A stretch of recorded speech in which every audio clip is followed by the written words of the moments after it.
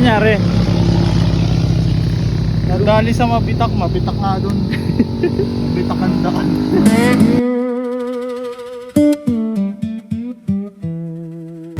Madalas kami ang binibisita ng mga kaibigan namin dito sa Laguna.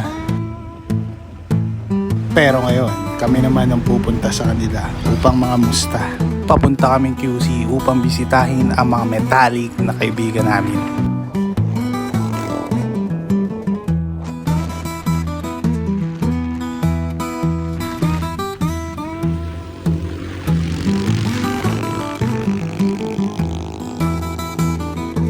College days, mga bandmates namin ni Utol, kaklase at kasama sa inuupahang bahay.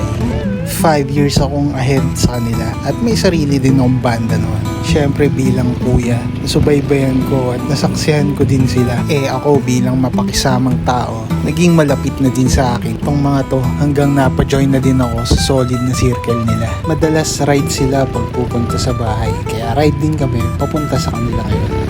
Medyo adventurous yung ride namin ni Utol. Kasi bukod pala sa twisties at banking, may bako-bako challenge pa pala dito.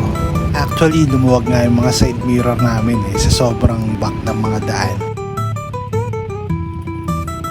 Kaya kinailangan muna namin huminto para ayusin at higpitan yung mga lumuwag. Nangyari?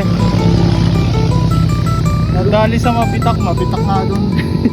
Mabitak ang daan.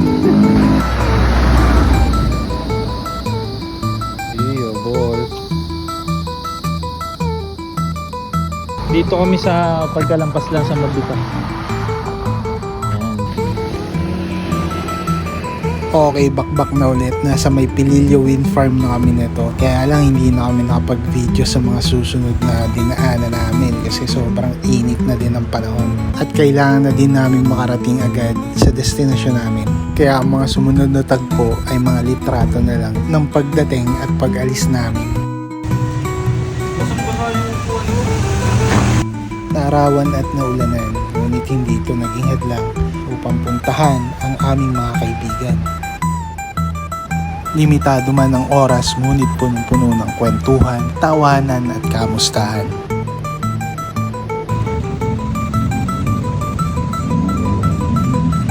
Kaunting sulyap at pagbabalik tanaw, pagbabalik pugay at pagbabalik ng respeto sa mga pinagsamahan at masasayang alaala.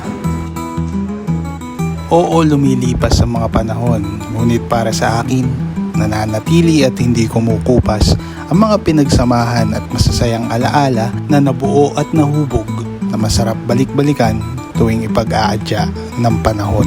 Isang buong pag-ikot sa Laguna Loop para sa aming kaibigan